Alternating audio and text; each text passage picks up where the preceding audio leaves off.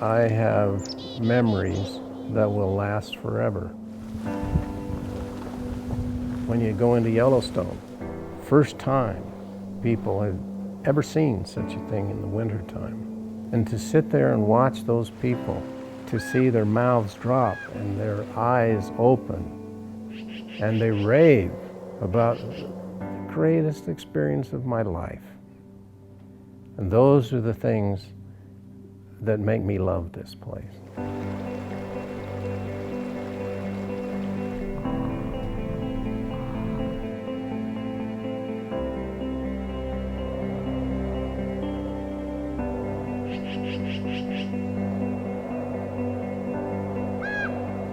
Everything was just closed up in there though. But I began to think, I had a snowmobile, loved it. And she said, you just gotta come and see this place. And they did.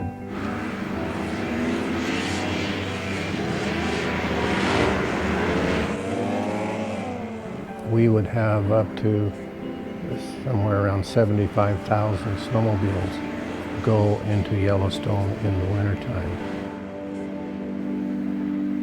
It became so popular that there became some concern.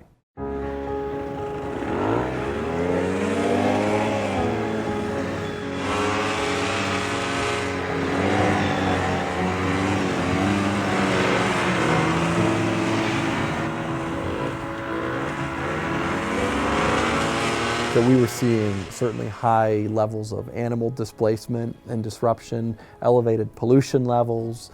There were places in the park like Old Faithful and Madison Junction where there was scarcely a minute within a 12-hour period, the daylight hours, if you will, where you couldn't hear over snow vehicles.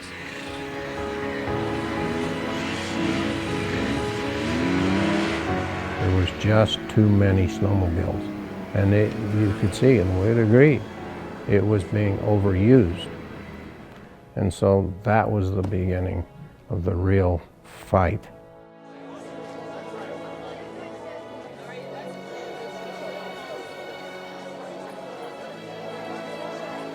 It was a tug of war going back and forth, but we didn't have any certainty that we were going to be able to operate.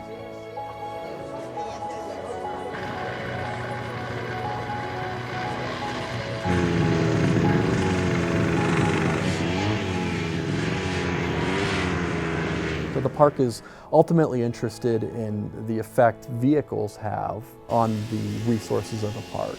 And for snowmobiles, we have set an uppermost limit for the amount of noise that a snowmobile can emit. The same for air emissions. We're interested in a number of pollutants that those vehicles produce. Hydrocarbons, carbon monoxide, nitrogen oxide, those being three of those. What we found when we began to really question the foundation of the numbers is that it's not that impacts to the park come from 318 snowmobiles, but it actually comes from the group. So rather than prescribing 318 snowmobiles, the Park Service is in a position to say, we're going to allow 50 groups of snowmobiles.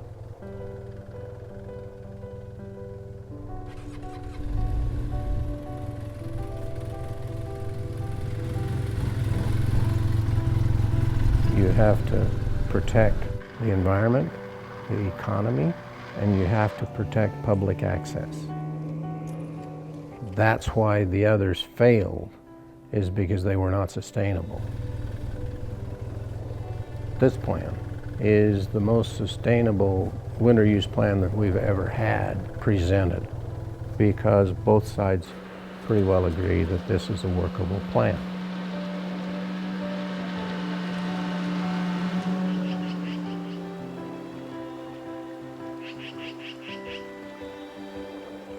Since 2004, as we have introduced regulations to better address the impacts that we're seeing in the park, the percent time that natural quiet predominates the landscape is higher.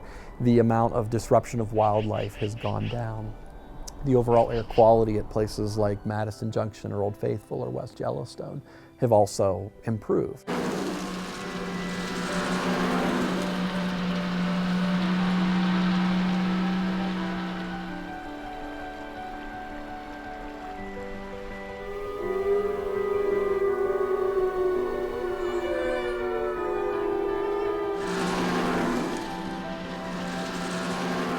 we all want the same thing. And it was a rough 20 years to get here, but it's a new day. And we're in the early hours of a new day, and we want to make sure it's long, bright, and sunny.